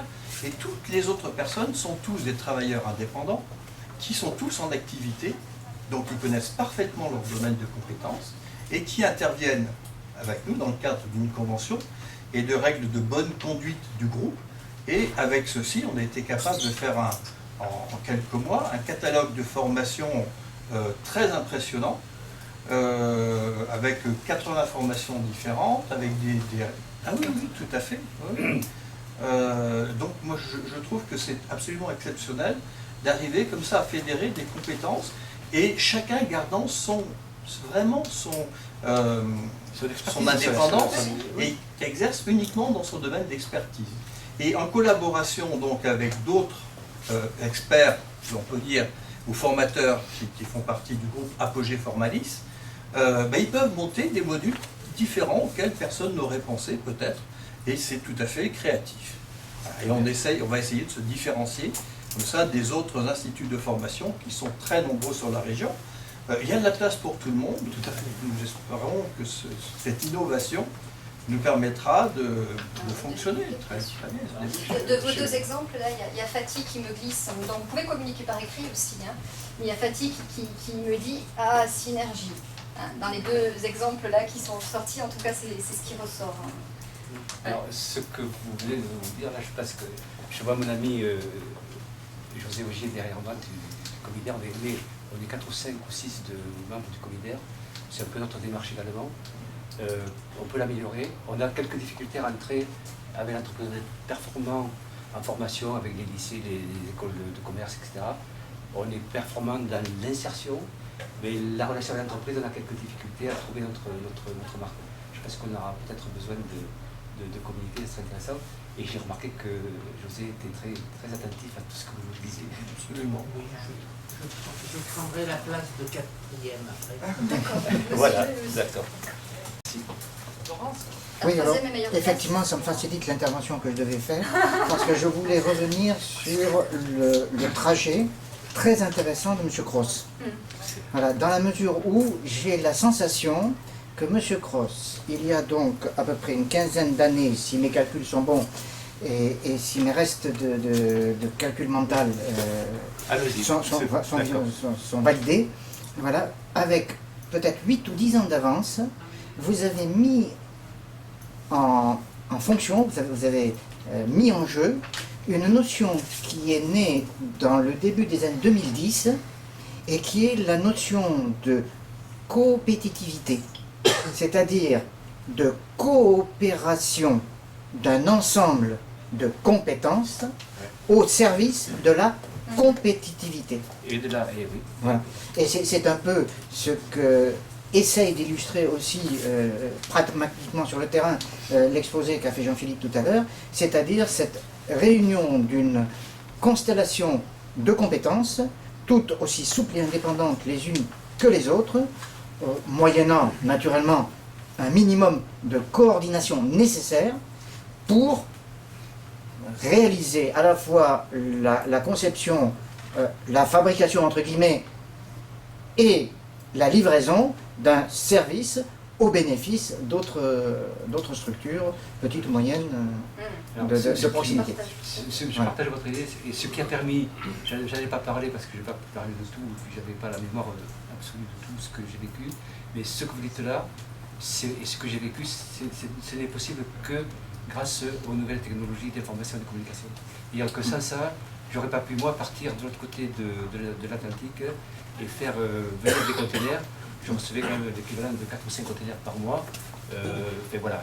Donc, je pense qu'on n'a pas encore mesuré tout ce qu'on peut tirer, de tous les packs économiques que l'on peut tirer de ces nouvelles technologies d'information et de communication. Merci. En fait, si je peux me permettre de terminer, je crois qu'on est en train de s'acheminer vers une nouvelle conception de la structuration de l'entreprise qui passe de l'entreprise réelle, les compétences portées par des hommes bien entendu, et qui permettent et qui sont permises par l'émergence et le développement fulgurant des nouvelles technologies de communication. Et ce qui entraîne, je l'ai abordé à plusieurs reprises, ce qui entraîne, à mon avis, un changement de leadership, un changement de mettre en place le fonctionnement du pouvoir. C'est-à-dire que le pouvoir tel que moi je l'ai vécu au début de ma carrière, dans les années 60-70, il y avait un patron qui était isolé et à la limite il ne pouvait pas trop communiquer avec le voisin de la même maison industrielle parce que chacun avait leur personnalité et il pouvait y avoir des conflits. Aujourd'hui, si on accepte le leadership par l'autorité naturelle, c'est-à-dire des gens qui ont une compétence, à ce moment-là, il n'y a aucun danger, aucun risque qui se réunissent, qui s'assemblent pour faire quelque chose en commun comme ce que vous expliquez. Et effectivement, le mode de management en est complètement influencé. Ouais. Et d'ailleurs, si je peux me permettre la dernière remarque, après je me tais, c'est promis. Oui. Les Canadiens nous ont précédés, mais parce qu'ils ont aussi une mentalité de nouveau monde, avec un mélange de mentalité latine influencée par des procédures anglo-saxonnes, et qui fait qu'ils ont pu beaucoup plus facilement que nous, notamment méditerranéens autour du bassin, mettre en place ce genre de...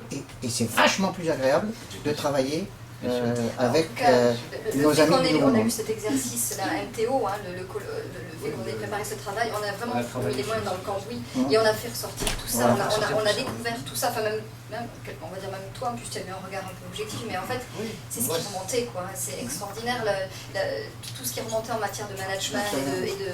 Oui, c'est... Et c'est vraiment bien fun de jabber comme ça. Hein. Il y avait une question... Elle était là. Non, Ouais. c'est pas une question, mais ça me fait penser à quelque chose qui... Votre exposé, très riche, il dépasse l'entreprise, il va jusqu'à la dimension de toutes les organisations.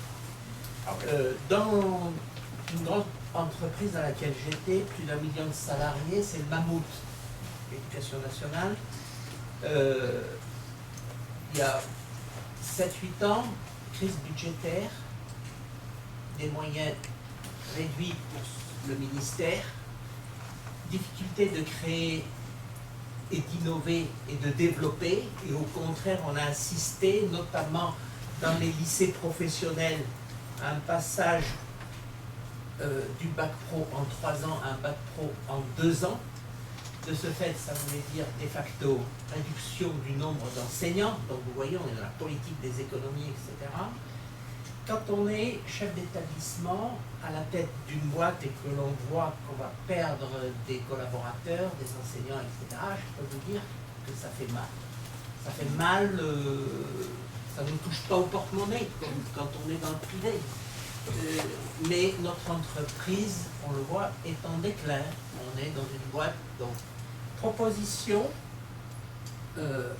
au recteur en lui disant voilà, ben d'accord, vous nous enlevez des postes pour des BEP, eh bien, je vous propose un BTS. Et on, vous êtes fous, dans un lycée professionnel, proposer un BTS? Mais oui, mais pas un BTS comme ça. C'est un BTS sur 3 pieds. Le premier pied, c'est pas un BTS où le chef d'établissement va se regarder le nombril en disant « j'ai créé dans mon établissement un BTS ». Le BTS que je vous propose, ce n'est pas un BTS d'établissement, c'est un BTS de bassin. Partage.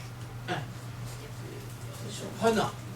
Le BTS que je vous propose, monsieur, ce n'est pas un BTS où il y aura simplement des jeunes issus des voies royales, générales, voire technologiques. Bac généraux, bac technologique.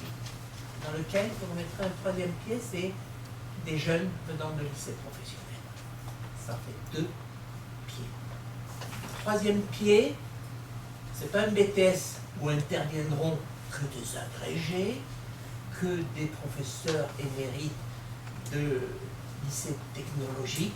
C'est un BTS où, je vous demande, de laisser un tiers du temps à des professeurs de lycée professionnel.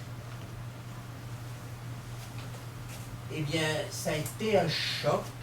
La réponse, alors que mes collègues avaient leur restructuration qui était donnée au mois de décembre, moi j'ai eu la réponse fin janvier parce qu'il y avait des pour dans la grande maison et qu'il y avait des contre et que ça venait bouleverser les attitudes. Je me réjouis depuis, parce que je n'ai pas eu le plaisir d'aller jusqu'au bout d'une deuxième promotion, et bien de voir que c'est toujours en vie, que ça marche et que ça perdure, et que l'année dernière, notamment, mes collègues enseignants ont amené les jeunes à 100% de réussite. Alors, toute proportion gardée, ouais, mais franchement, Voilà un exemple. il y a qui prendra la parole. Voilà Mais toute proportion gardée, ça me fait penser justement à cette compétitivité hors coût, c'est-à-dire plutôt que de dégraisser, réagir et faire des propositions nouvelles, etc. Mais ça demande de l'audace, hein, surtout dans cette institution-là, et d'apporter une qualité supérieure en tout cas. Oui, mais en tout cas, d'être entendu aussi par des hommes intelligents. Oui, ça aussi. Il y a un monsieur qui veut intervenir. Alors, Roland sait très bien que la compétitivité hors coût, c'est un peu mon chemin de bataille. Alors, moi, je suis issu d'une société du CAC 40. Schneider Electric, on peut pas la nommer. Donc, évidemment, c'est une société très riche, 150 000 personnes aujourd'hui, ou 120 000, je sais pas, tous les jours, ça achète, ça revend. Et moi, j'ai appris une chose dans cette grande entreprise, c'est que quand on parle de compétitivité hors coût, effectivement, on a toujours tendance à dire les charges sociales, le coût du travail, et pourtant une entreprise comme Schneider Electric, croyez-moi, elle ne verse pas des rémunérations au SMIC, ça vous garantit. Elle verse même aussi des intéressements, des participations, autres. Alors, ce que je voulais dire par là, c'est que effectivement, une petite entreprise face à une très grande entreprise, elle ne joue pas dans la même cour. Par contre, toutes les entreprises, elles ont des valeurs communes. C'est ce que dis moi, même en tant que retraité aujourd'hui, je vais dans des universités, dans des écoles où on dit parler d'entreprise en disant qu'une entreprise, normalement, elle va faire de la croissance rentable. Je commence par des gros mots pour que les étudiants comprennent. Je dis une entreprise va faire de la croissance rentable, comment? Certainement, croissance rentable, ça veut dire avoir des carnets de commandes bien remplis, avec une offre innovante. Donc, premier mot de la compétitivité hors coût, innovante, et surtout avoir une dimension internationale. Moi, je le regarde, j'ai fait 35 ans d'international. Je parle l'anglais comme je parle le français. J'ai quelques collègues ici de la même association qui parlent espagnol, anglais, allemand, et on est capable de négocier n'importe quel contrat en langue étrangère. C'est le drame de la France. Le drame de la France, vous citiez tout à l'heure l'exemple de la société franco-belge, où il fallait négocier en français parce que il n'y avait pas de possibilité. Le drame de la France, c'est d'avoir des cadres, des chefs d'entreprise impersonnels d'une façon générale, parce que l'entreprise, c'est aussi tout le personnel de l'entreprise qui ne parle pas de langues étrangères. Ils ont tenté de mettre en place l'anglais et ça n'a pas tenu, parce que autant les Néerlandais ils parlent anglais, autant les Français non, et Si du vous coup voulez, ils sont moi restés sur c'est terrible. j'ai voyagé énormément dans le monde, et comme je dis, j'ai 55 aéroports internationaux à mon actif. J'ai vu des chefs d'entreprise hollandais, suédois, non, eux parlent tous l'anglais 100%, en français précoce. Je me souviendrai toujours d'un déplacement au Sultanat d'Oman où il y avait un président de la République qui s'était entouré de chefs d'entreprise du nord-est de la France. Aucun ne parlait l'anglais pour aller au Moyen-Orient. C'est pas possible. C'est pas possible. Alors quand on fait, monsieur, vous parliez de formation, nous, quelques-uns, on fait effectivement de la formation en association, mais on essaie d'inculquer aux étudiants d'acquérir cette dimension internationale parce que le business, je dis quand on fait un business en France, on s'adresse à 66 millions d'habitants, globalement. Quand on s'adresse à 500 millions d'habitants, c'est-à-dire l'Europe, statistiquement, mathématiquement, il y a plus de possibilités. Si on s'adresse à 7,5 milliards d'habitants, mathématiquement, il y a de quoi faire. Mais pour y aller, déjà ça coûte cher, effectivement, il faut investir, mais non seulement il faut avoir les capacités interculturelles à comprendre comment fonctionnent les autres, pied, parler, communiquer avec eux. Pareil. Et je dirais que ça, c'est la base du business. Aujourd'hui, une entreprise française, même qu'elle soit petite, si dans la mentalité, on ne se met pas dans la mondialisation, qu'on veuille ou qu'on ne le veuille pas, qu'on accepte ou n'accepte pas, c'est un fait établi. Pour rebondir sur ce que vous dites, hein, et pour mettre une touche d'optimisme, parce que moi-même, je ne maîtrise pas l'anglais, et c'est un gros complexe. Hein. Du coup, non mais ça me parle beaucoup ce que vous dites là, parce qu'effectivement, voilà. Mais malgré tout, peut-être on ne sera pas bon en tant que Français en anglais ou en langue, mais on est peut-être bon en collaboration. Ouais, et du coup, justement, c'est là où peut-être on peut faire les différences, c'est que les Français, on va peut-être innover dans les modèles collaboratifs. Et que on prendra une expertise linguistique. Peut-être que chacun en a de par nos cultures ou de par nos formations. Il y a une chose aussi qui est importante. Il y a madame qui peut prendre la parole. Alors, juste une dernière réaction. Si vous voulez, quand on parle d'entreprise aussi, on parle aussi de masse critique. Il y a des masses critiques, il y a des volumes critiques d'affaires qui font qu'en dessous d'une masse critique, c'est difficile de gérer une entreprise. Ça c'est important. Bon, c'est ce que je veux dire. Oui, je veux dire aussi que je vais dans beaucoup d'écoles, de plus en plus, la génération d'aujourd'hui parle des langues étrangères et ça viendra. Mais c'est encore 10 ou 15 ans.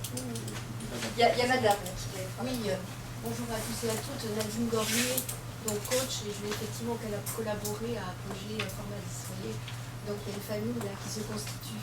Je ne peux qu'adhérer à votre mode d'accompagnement que je qualifie un petit peu de mode coaching. Alors je voudrais évoquer en fait la rémunération. Parce que bien sûr la co-construction des organisations, la collaboration des compétences, la sédimentation même des compétences, eh bien ça ne suffit pas. Moi ce que je constate dans les entreprises, c'est que le mode de rémunération est encore très individuel. Et même on arrive à trouver des collaborateurs et des collaboratrices qui sont plus rémunérés que leurs managers. Donc imaginez-vous le positionnement du manager, même si c'est un leader, c'est quand même pas si facile que cela. Donc je crois qu'il faut être innovant au niveau des modes de rémunération. Par exemple, est-ce qu'on pourrait accepter ou tenter de faire en sorte qu'un compétiteur qui gagne touche une prime et qu'il puisse la partager avec son service. Imaginez-vous, c'est provocateur ce que je dis là. Donc dans ces cas-là, celui qui gagne, ça existe, d'accord? Celui qui gagne, effectivement, c'est tout le monde qui gagne avec lui. Et ça touche le principe de fond, c'est que si je gagne moi, c'est que quelqu'un perd. Et donc moi je ne suis pas pour ce rapport-là, vous avez noté gagnant-gagnant dans les mots-clés, j'adhère complètement à ça, mais il faut aller jusqu'au nerf de la guerre, pouvoir effectivement révolutionner le mode de rémunération. Madame, vous parlez de la partie fixe, de la partie variable, de l'intéressement, de la participation. Et donc, quand on a plusieurs départements, en fonction des résultats des départements de l'entreprise, le personnel, y compris le manager, il est associé ou intéressé aux différents résultats de l'entreprise à travers justement les participations, les intéressements. Moi je pense que l'intéressement et la participation dans l'entreprise, ça sera un facteur clé d'évolution de l'entreprise, parce que quand on est fait chez Schneider, il n'y a pas de patron, il y a un président directeur général, mais c'est un salarié qui est mieux payé que les autres. Mais je dirais, dans toutes les grandes entreprises, le personnel est actionnaire. Moi j'étais actionnaire, donc j'étais intéressé au bon fonctionnement de l'entreprise. Et on n'avait pas en tout cas dans ce que... Ce qui est important, aujourd'hui c'est peut-être difficile de faire ce que vous dites, j'adhère complètement, car on sait que la marge, globalement, dans notre pays, la marge brute des entreprises a diminué à peu près de 8 à 12% selon les secteurs. Donc, si vous voulez, pour faire ce que vous dites, il faut quand même avoir des moyens. Donc, il faudrait que les entreprises d'abord retrouvent une marge correcte, et à ce moment-là, elles peuvent répartir. Et gérer, s'il n'y a rien à gérer, je ne peux pas gérer. Pour gérer, il faut que j'ai quand même un petit matelas, il faut que j'ai dans mon bilan d'exploitation, il faut que j'ai des moyens de faire ce petit cadeau à une équipe qui a été... Parce que j'aime bien dans le... considéré comme un cadeau, oui, il fait comme un cadeau par rapport à la... Comme Je un retire le incentive, tu vois. La notion d'innovation que vous évoquez, hein, et que moi qui m'évoque plein de choses, et la capacité à pouvoir rémunérer et stimuler et encourager une équipe et avoir cette notion de partage, je la vois dans le management de mode projet, c'est-à-dire qu'une équipe projet transversale, c'est-à-dire une équipe projet qui appartient à des services très différents, mais qui ont partagé un projet, qui sont stimulés, qui à l'issue de ce projet, il y a un gain parce que des ventes, etc. À ce moment-là, ce gain peut être partagé. Parce que, après, humainement, je suis chef de service, je vais partager ma prime. Par contre, si cette personne, chef de projet, qui n'est pas forcément manager d'ailleurs, a construit avec une équipe un projet, à l'aboutissement, là, il y a cette sensation de partage, un peu côté rugby, à un moment donné, l'essai, on a marqué grâce ensemble, et qu'on ne peut pas se garder cette prime seule. Et du coup, dans ce que j'entends, et qui pourrait être faisable, c'est vraiment ce management d'un mode de projet qui stimulerait les équipes, où on retrouve un peu l'exemple que vous avez donné, où tout le monde un peu a participé à quelque chose et qui crée un peu un effet synergique. Moi, ça me fait penser, Alors, excusez-moi, à quelque oui. chose, c'est dans la même lignée, qui existe déjà, qui n'était pas assez pratiqué, c'est le plan d'épargne entreprise, où les salariés décident de laisser une partie de leur rémunération au bénéfice de l'entreprise, qui peut s'en servir comme d'un matelas financier. Bien entendu, il faut essayer de bien les gérer, il faudra les rembourser quand viendra le temps de le rembourser, mais ça c'est une très bonne chose. Ça, c'est On voit que ça vient dans un c'est autre encadré par le. C'est encadré. Moi j'avais pratiqué ça dans la première entreprise, j'avais pratiqué ça. Il y a un monsieur déjà, désolé de vous couper, parce qu'il y a un monsieur qui lève la main depuis un moment, et puis Une seconde, juste. On peut revenir à votre association de Cardis. Alors, c'est pas une association, hein, c'est un cabinet. Excusez-moi, au cabinet de consultants, j'ai dit association. Oui. Cabinet de consultants Cardis. Comment fonctionnez-vous? C'est-à-dire, allez-vous prospecter? Vient-on vous voir? Comment ça se passe? Y a-t-il un contrat? C'est peut-être indiscret. Y a-t-il un contrat avec les gens qui vont s'associer ensuite? Un contrat? Avez-vous un contrat avec un début et la fin d'une mission? Avez-vous les obligations, je ne sais pas, de moyens, de résultats? Alors, ça dépend. Du coup, là, je prends la casquette commerciale. C'est mon cabinet, c'est-à-dire que moi, je suis consultante formatrice. J'exerce sous ce nom commercial qui est mon cabinet, qui a une valeur que je voulais présenter, une éthique. Donc, si vous parlez d'un point de vue partenaire potentiel, effectivement, il y a un client, il y a une demande par rapport à la commande. Je vois que je suis limitée d'un point de vue d'expertise. Ou je viens vous voir, ça dépend. Oui, mais ou je viens vous voir et puis on prospecte, on va de quelle contact, manière on travaille. quelqu'un veut faire quelque chose, a déjà un ou deux partenaires Oui, potentiels, oui. il vient vous voir. Voilà. Et puis la méthode de travail, c'est de voir qu'est-ce que vous voulez faire vous avec les compétences que vous avez, qu'est-ce que vous voulez atteindre. Et là, ensuite, on fait une feuille de route. Et puis en fonction de ça, soit ça convient, soit ça ne convient pas. Madame parlait de coaching. Je ne suis pas certifiée coach. Et puis je ne suis pas en posture de coaching pour connaître pas mal. Je suis plutôt traîneur, voilà, du training plutôt. C'est-à-dire je suis plutôt développeur. Voilà, je suis et je fais avec. Et du coup, on fait une feuille de route. Voilà, j'ai le sifflet, on siffle, on y va. Voilà, c'est un peu ça, quoi, globalement. Mais effectivement, il y a contrat. Encore une question, monsieur Guérage. Pour rebondir par rapport au plan d'épargne entreprise, c'est vrai qu'il y a une volonté politique aussi d'encourager ce genre de choses. On va plutôt dans le sens inverse, puisque par exemple, la taxe qui est le forfait social sur le plan d'épargne entreprise qui a été monté à 20% il y a 2 ans de ça, alors qu'il était à 8% auparavant. Donc il n'y a pas de volonté politique justement d'accompagner la redistribution de la richesse créée. Et on va plutôt dans le sens inverse. Et vous parlez, Je pense qu'il y a une loi qui va être votée dans le Oui, je me permets de rebondir parce que si vous voulez, j'ai envie de citer Kennedy. Kennedy qui a dit ne vous posez pas le problème, ne vous posez pas la question qu'est-ce que le pays peut faire pour vous, mais posez-vous la question qu'est-ce que peut faire pour nous le pays. Donc si vous voulez, n'attendez pas, et c'est un peu là l'erreur, c'est-à-dire qu'on attend tout, on est dans un système un peu bancal, c'est-à-dire on n'est ni communiste ni capitaliste, on est dans un système où on est pas mal, il y a pas mal d'assistanat, il y a pas mal de choses comme ça, et on attend tout de l'autre, que ce soit du patron, de la collectivité ou de l'État. L'État-providence. L'État-providence. Donc ça, il faut en Oui. sortir, et je pense qu'il faut arrêter de véhiculer cette idée-là, et la solution, elle est à moi. À moi en tant que salarié, je peux aller voir le patron et lui dire, bon, si on faisait ça, et on va trouver une solution. bien sûr. Évidemment, et ça c'est bien l'objet de la conférence aujourd'hui, c'est de trouver des solutions de productivité pour tout. Maintenant, malgré tout, il faudrait que ceux qui sont normalement dans le camp des chefs d'entreprise qui nous accompagnent, malgré tout, on vit dans un état, ils arrêtent de jouer contre nous en fait. Voilà. Et par contre, par rapport à ça, il y a des possibilités aujourd'hui de remettre en cause tout ce système de charge sociale, etc. Donc c'est en train de se faire. Clairement, pour moi, c'est les charges sociales qui sont extrêmement élevées en France, c'est justement l'aiguillon qui fait qu'on va sur la compétitivité hors coût et qu'on se dépasse justement pour aller faire mieux malgré les boulets qu'on a dans les chaussures. Mais malgré tout, le boulet qu'on a dans la chaussure, il y a un moment, il faudra aller s'y attaquer. Parce qu'il y a des contraintes culturelles. Vous savez, moi j'ai assisté il n'y a pas longtemps à un forum avec une prof de la Sorbonne qui était franco-allemande et qui a fait une conférence sur les PME allemandes. Alors, dans une PME allemande, c'est 500 personnes et plus. Le leitmotiv, c'est capital égale travail, travail égale capital. Ça, c'est la façon dont les Allemands fonctionnent. En France, c'est capital égale travail.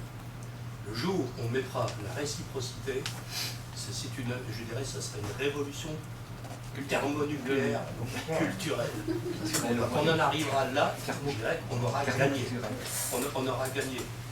Et je pense que c'est pour ça que je parle de compétitivité hors coût, parce que pour moi, dès qu'on aura atteint ce degré de maturité, c'est contre l'individualisme, parce qu'on est dans une société individuelle. Les anglo-saxons savent très très bien gérer ce genre de problème, parce que c'est dans leur culture. Dans leur culture de dire, bon, l'argent ça ne se partage pas, ça se mérite, diront certains.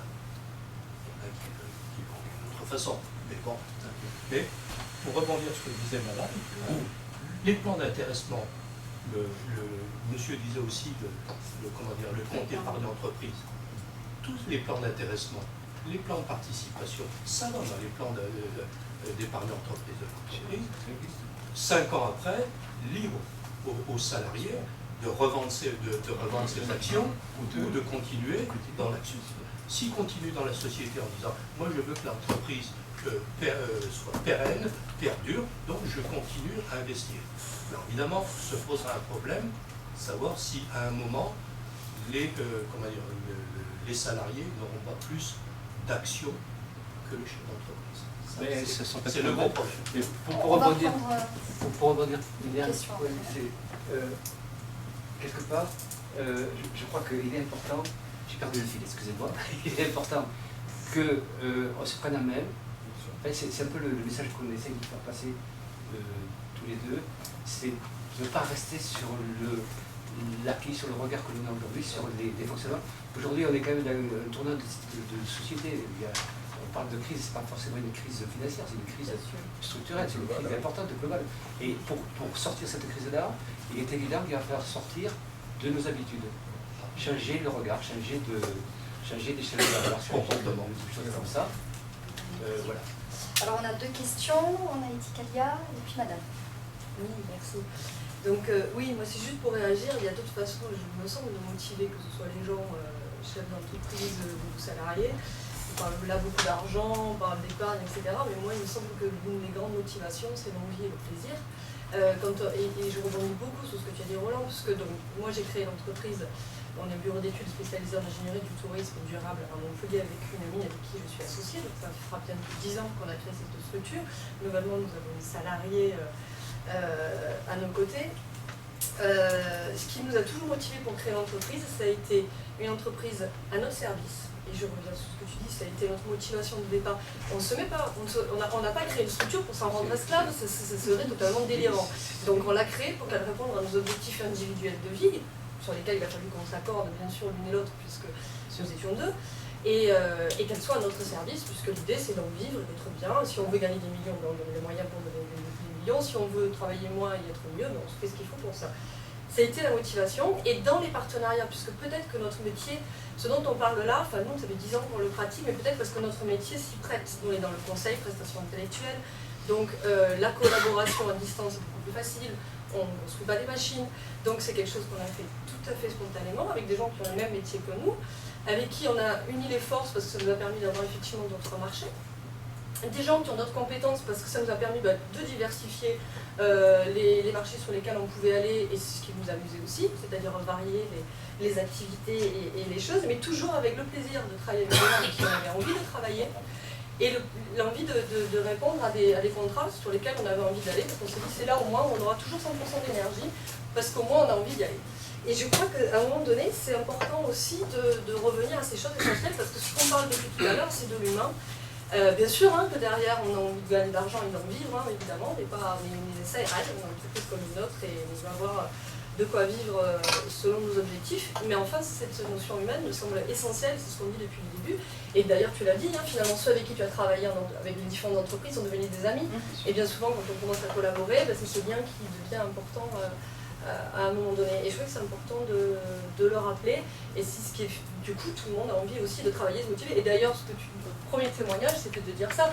Je ne sais pas si vous avez eu une prime ou quoi, peu importe, mais finalement, c'était la fierté, le plaisir d'avoir travaillé ça. Voilà. Et à un moment donné, on oublie que ça aussi, c'est essentiel sur la motivation et c'est essentiel sur l'implication aussi dans l'entreprise, je pense, que ce soit même en tant que chef d'entreprise ou salarié. Et je pense que c'est bien de le rappeler. Et ça, pour moi, c'est des... Voilà. Je suis d'accord avec toi. Il n'y a pas que le critère d'argent qui fait que, à un moment, l'argent est peut-être même secondaire. Une fois, bien entendu, les nécessités de chacun qui sont sécurisées. Mais après, je veux dire, que je gagne 3500 ou 3400 euros, je ne vais pas travailler plus, travailler moins. Voilà, c'est-à-dire à un moment, il faut mettre dans une entreprise, savoir en avant des choses autres que la simple corrélation d'argent. Et ça, je crois que c'est une culture. Et une culture d'entreprise. C'est une culture d'entreprise qu'on n'a pas forcément. On n'a pas ce réflexe-là et on a globalement, notre pays, on a un problème avec l'argent. C'est-à-dire que chacun, si je pose la question à chacun de vous, combien tu gagnes, personne ne va le dire. Alors que les anglo-saxons, je veux dire, moi je gagne. Oui, ça se culturel. Après, on ne va pas non plus faire une mutation, c'est ce que veut ma réaction. Faisons avec ce que nous sommes, et puis voilà. On avait encore une réaction. Oui, non, je voulais juste parler d'un témoignage. J'ai participé l'autre jour à une conférence sur la gestion des déchets. Et il y avait une société qui s'appelait Biodistec. Et donc, bon, il a parlé un peu de ce qu'il avait fait. Mais moi, ce qui m'a intéressé, c'est qu'à un moment donné, il a parlé de ses salariés qui disaient qu'il aurait voulu les augmenter. Mais étant donné les charges, c'était pas envisageable. Donc, il avait trouvé une autre solution. C'était d'installer sur ses toits des panneaux solaires pour alimenter des chargeurs de batterie de voitures électriques qu'il allait mettre ensuite à la disposition de ses employés pour qu'ils covoiturent et pour leur permettre comme ça de faire des économies de 200-300 euros par mois. Voilà. J'essaie de chercher le lien avec la gestion des déchets. Non, c'est pas la gestion des déchets, c'est par rapport au charge salarial. C'est la gestion humaine. La gestion le contexte. Donc c'était par rapport aux charges salariales qu'il disait trop importantes et qu'il avait trouvé un biais comme ça pour que ça ne lui coûte pas trop cher et qu'il permette à ses employés de mieux vivre. C'est ça. Donc le plaisir aussi, mais bon, les sous, surtout quand on bat de l'échelle, c'est important. Moi j'ai le souvenir dans la première entreprise que j'avais, chaque année, il y avait la mission du travail qui venait mettre son camion dans la cour de l'usine, et je passais un dernier, et le médecin me faisait un peu l'état d'esprit, l'état de la société, de ma société, de mes employés. Et j'étais comme ça, quand tout marchait bien, j'avais très peu de dépressifs, très peu de gens qui prenaient tout pour dormir, etc. Ça va alors, t'étais pas autoritaire. Je le croyais, c'est pas sûr. Alors ils avaient tellement peur qu'ils disaient rien. Oui, ils disaient rien, mais et si vous voulez, quand les choses se sont dégradées, je l'ai vu dans le regard, dans les explications de la mission d'arrêt. C'est-à-dire que dans une entreprise, il y a quand même cette relation. On ne parle que dans les parrainages que l'on fait en entreprise ou dans les comités de prêt, puisque tous les deux à l'initiative plutôt, on essaye de sortir simplement du regard, du bilan, du provisionnel, etc.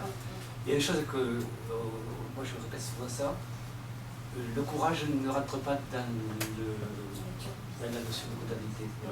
Un plan comptable ne peut pas intégrer le courage. Et le courage du chef d'entreprise, il va le transmettre à ses salariés, aux gens qui Je te laisse du coup ce mot de la fin, il était trop beau pour conclure. Ouais, c'est bien. Le courage, l'audace. On a normalement un petit pot, je ne sais pas si pour pouvoir prolonger les discussions, pour ceux qui peuvent encore rester, en tout cas avec plaisir. Comment? Vous êtes dans les télés? Je pense dans les temps. Oui. Merci beaucoup. Je laisse éclaircir.